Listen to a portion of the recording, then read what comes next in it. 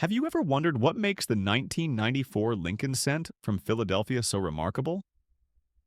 With its nearly uncirculated condition, bold strikes, and rich blend of violet, bluish, and copper red hues, what sets this coin apart from the billions of others struck that year?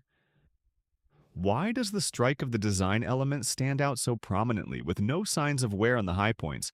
And how rare is it to find a coin with surfaces virtually free of visible contact marks?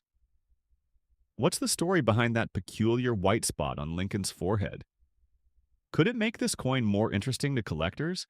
And when we flip it over, how unique is the reverse side's radial peach orange toning and sharp details?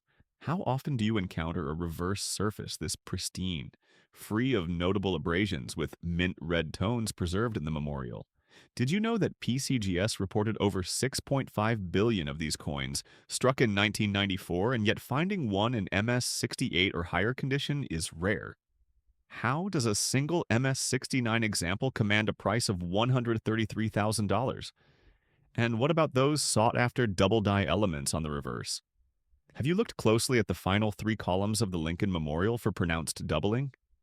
Have you heard of the FS 8001 variety graded at MS66 red, first reported by James Modigliano?